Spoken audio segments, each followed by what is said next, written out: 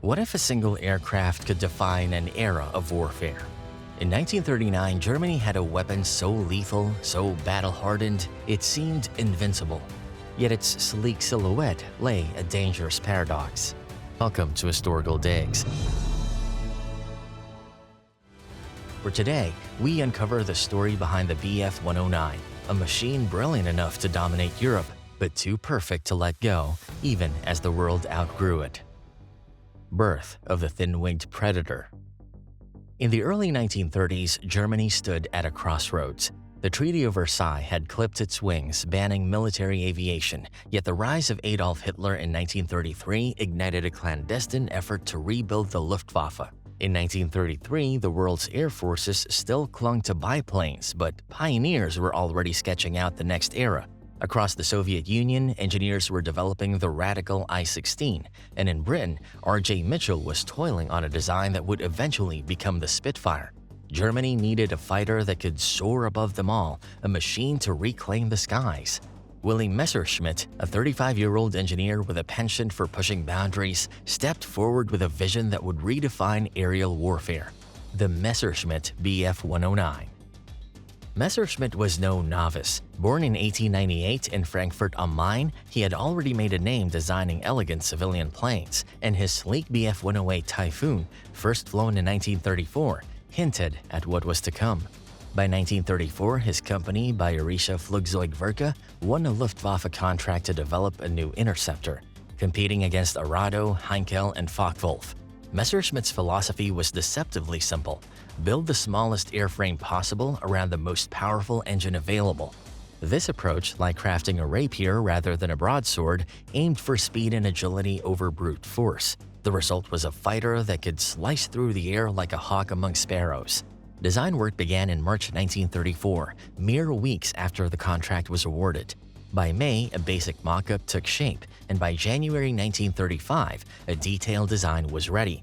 The Reich Air Ministry christened it the Bf 109, assigning it the next number in BFW sequence. The plane's all-metal monocoque construction, a single stressed skin forming the fuselage, was a leap forward from fabric-covered biplanes. Its retractable landing gear and enclosed canopy reduced drag, while its tapered wings, derived from the Bf 108, balanced lift and maneuverability. These features made the Bf 109 a technological marvel, poised to outpace its rivals.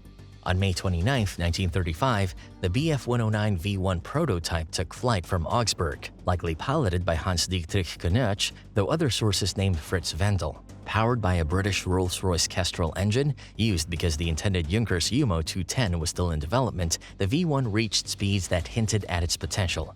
Yet testing revealed flaws. The narrow landing gear, designed to keep the airframe compact, made takeoffs and landings precarious, with early prototypes often skidding or tipping. The narrow landing gear made takeoffs and landings notoriously tricky. Some historians believe it contributed significantly to the Bf 109's non-combat losses. Messerschmitt's team widened the gear slightly for later prototypes, but the problem lingered, a reminder that even genius designs can carry compromises. Before we dive deeper into the Bf 109 story, hit that like button and subscribe to Historical Digs. Your support helps us unearth the untold stories of aviation's most battle-hardened war machines. The Bf 109's armament, initially two 7.92mm MG-17 machine guns mounted above the engine, was modest but effective for its era. The UMO 210 engine, introduced in the V2 and V3 prototypes, delivered around 610 horsepower. While not a powerhouse, it gave the Bf 109 an excellent rate of climb for its class, though even better performance was yet to come.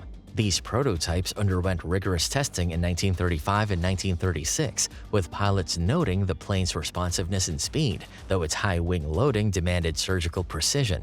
By 1936, the Bf 109B was ready for production, equipped with a UMO 210 and variable pitch propeller, boosting performance further. The plane's true test came in late 1936, when the Bf 109B joined the Condor Legion in the Spanish Civil War.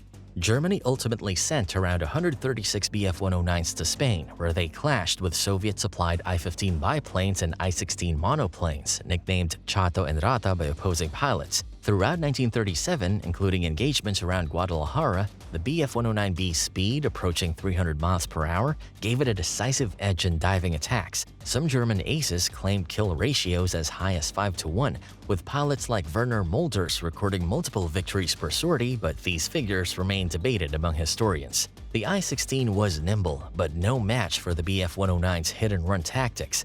These early successes electrify the Luftwaffe, proving the plane's dominance and refining tactics for the larger war to come. Spain was more than a proving ground. It was a crucible. The Bf-109's performance there silenced skeptics who doubted Messerschmitt's unorthodox design. Of the approximate 136 planes sent, 47 remained with the Spanish Air Force after 1939, a testament to their value. Yet, some historians argue that the Luftwaffe overestimated the Bf-109's invincibility, ignoring its limitations, like the landing gear and limited range, which would later prove costly.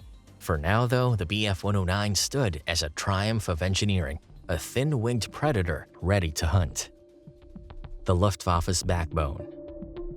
When the first bombs fell in Poland in September 1939, the Messerschmitt Bf-109 roared into action, its sleek form cutting through the dawn like a blade through silk.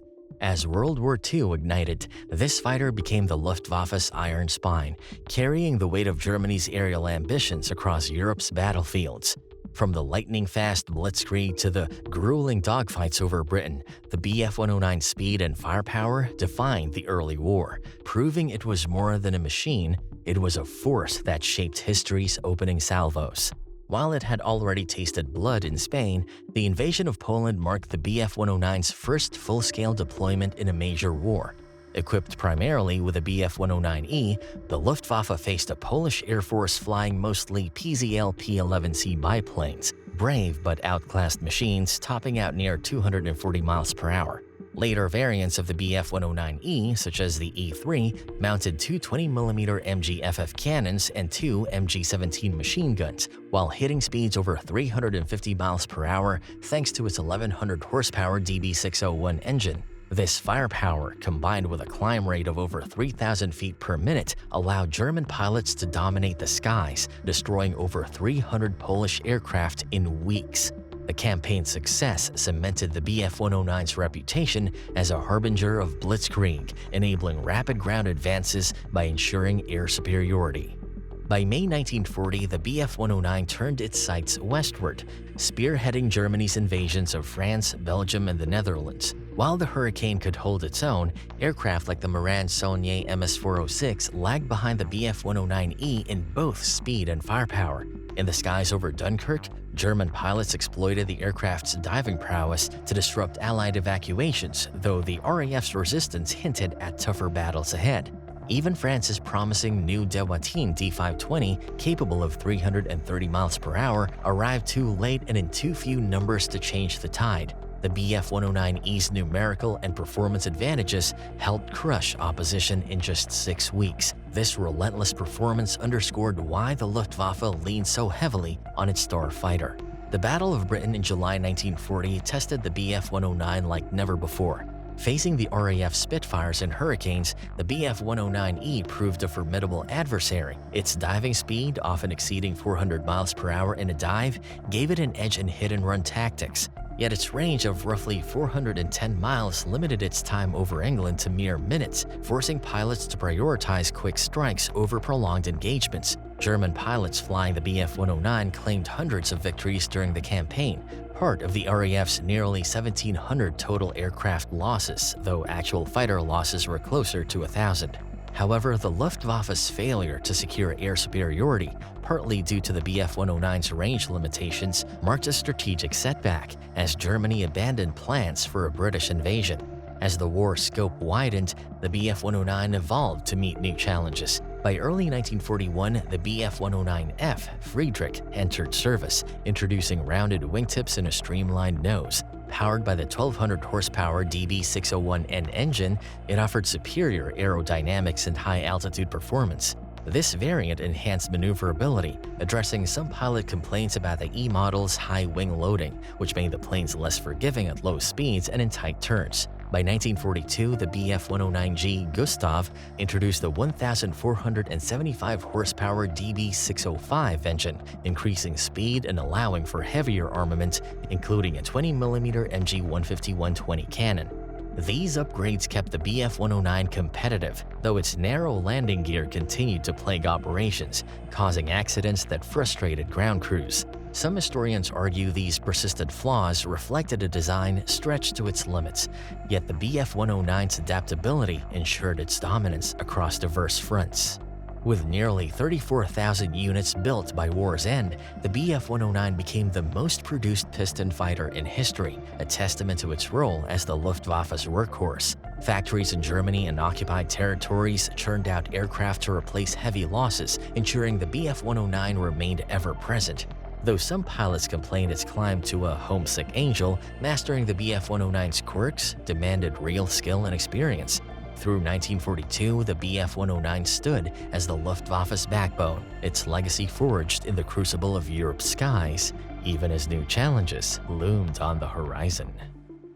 The Predator's Twilight.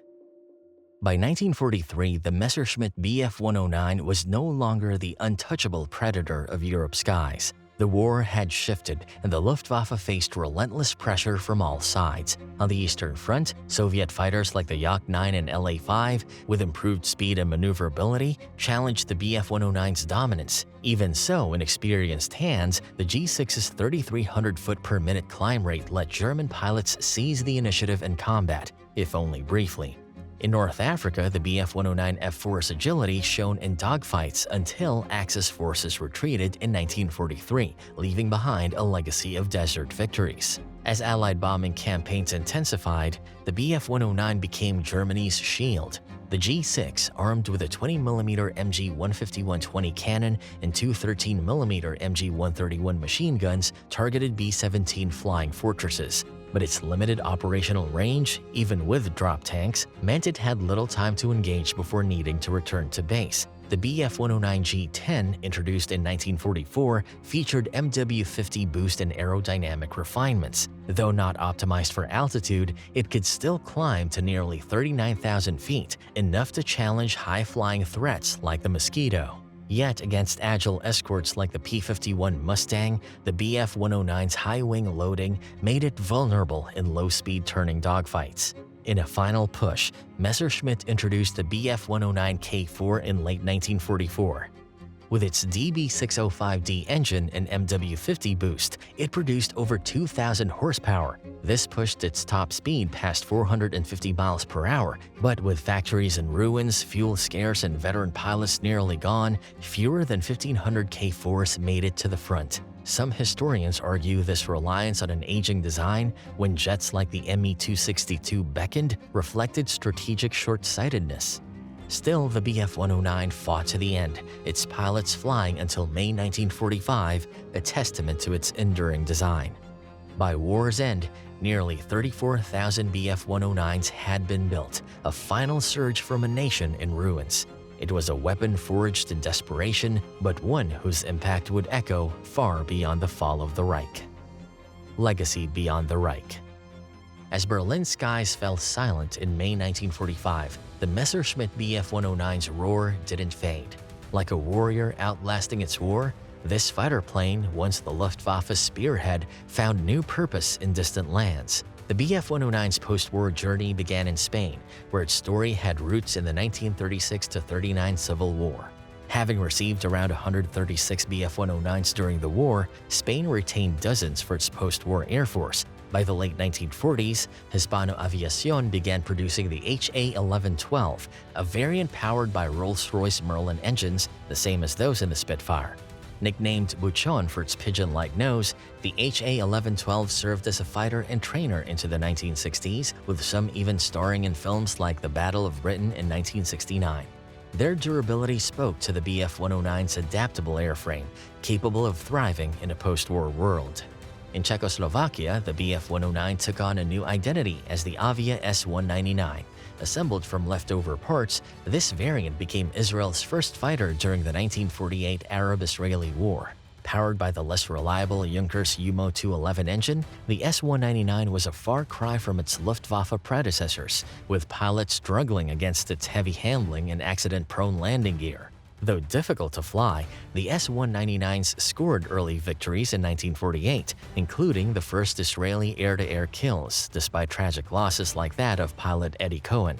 Though retired by 1949, the S-199's role in Israel's independence cemented the Bf-109's unlikely place in a new nation's history. Finland and Switzerland also embraced the Bf-109. Finland, which operated 159 Bf-109Gs during the continuation war against the Soviet Union, kept them until 1954, valuing their agility in northern skies. Switzerland, officially neutral but ever watchful, acquired 12 Bf-109Gs in 1944 and flew them through 1950. These nations, far removed from Germany's ambitions, showcased the Bf-109's universal appeal, a machine that could serve any flag given the chance. With roughly 34,000 units built, the Bf-109 stands as one of the most produced fighter aircraft in history, a feat driven by Germany's wartime industrial might. Its philosophy, prioritizing engine power and agility in a compact frame, echoed in the design ethos of later jets like the MiG-15 and F-86 Sabre. Its straight-tapered wings and speed-focused design favored agility over protection, a pattern that continued into the early jet era. The Bf-109's legacy is a tapestry woven with threads of brilliance and shadow, celebrated for engineering genius but haunted by the human cost of its creation. How does a machine outlive the regime that birthed it? Its production relied on forced labor from concentration camps like Flossenburg, where prisoners endured brutal conditions to build the aircraft. This grim reality, documented in historical records, forces us to confront the human cost behind the machine's success. Some historians argue this taints its achievements, while others see it as a product of its time, inseparable from the war's moral complexities. Today, the Bf-109 endures in museums and air shows, its sleek silhouette drawing crowds at places like the RAF Museum in London or the Planes of Fame Air Museum in California. Its story is one of resilience, innovation, and controversy, a machine that soared beyond its origins, yet never escaped the shadows of its past. The Bf-109 birthed legends, but its true legacy is a warning. When does excellence become inertia? When does loyalty become a trap? Was the Bf-109 Germany's savior or destroyer? If you like this video, check out some of our other digs. Don't forget to like, subscribe, and hit that bell to join us on the next historical dig. Until then, remember, history is full of hidden gems if you know where to dig.